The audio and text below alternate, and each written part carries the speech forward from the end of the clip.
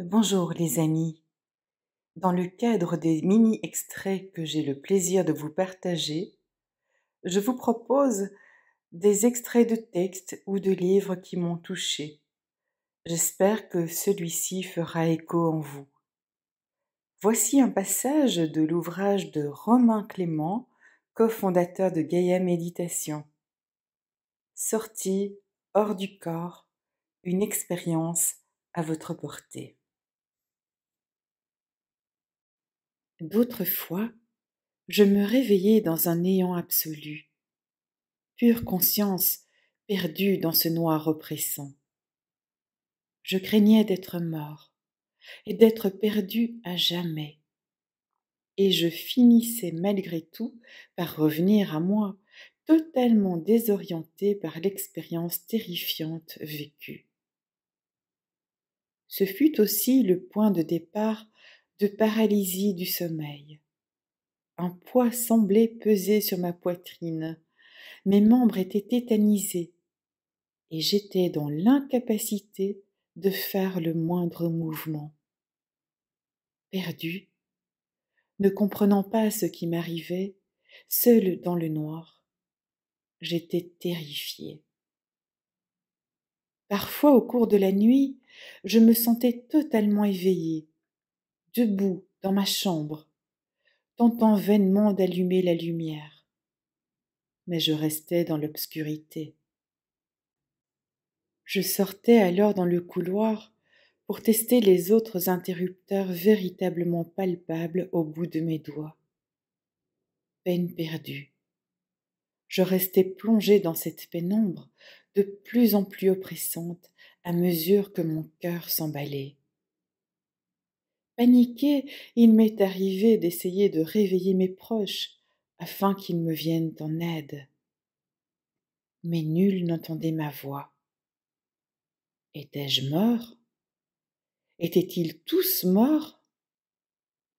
Je me sentais comme un fantôme sans consistance, et j'étais bien trop apeurée pour tenter de partir à la découverte du monde.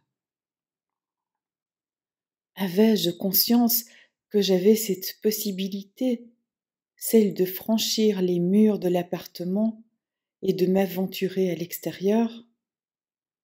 Non, je n'avais aucune idée de ce que je vivais. J'étais seulement angoissée. Durant des mois, je n'ai parlé à personne de ces voyages nocturnes. J'étais dans l'incapacité de formuler clairement ce que je vivais. Et puis, à quoi bon essayer de partager mes expériences? Le jeune garçon que j'étais avait du mal à admettre qu'il avait peur lorsque l'heure de se coucher approchait. Je gardais alors la porte de la chambre ouverte, et mes parents laissaient la lumière allumée dans le couloir jusqu'à ce que je tombe dans les bras de Morphée. Quelques années passèrent, et mes nuits de jeunes adolescents commencèrent à être un terrain de jeu. Lorsqu'on évoque la sortie hors du corps avec des personnes non initiées, les regards se font parfois interrogatifs.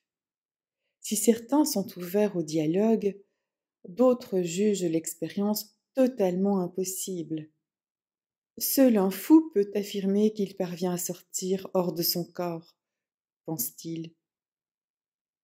Je peux comprendre ce type de réaction. Ne serait-elle pas la mienne si très jeune, je n'avais pas vécu l'extraordinaire expérience des voyages astraux et des rêves lucides?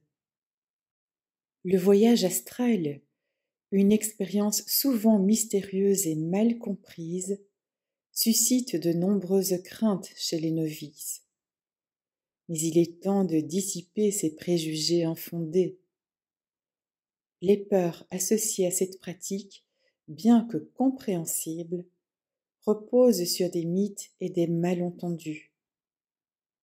Nous allons explorer les véritables enjeux du voyage astral et tenter de rassurer ceux qui hésitent à se lancer dans cette aventure fascinante.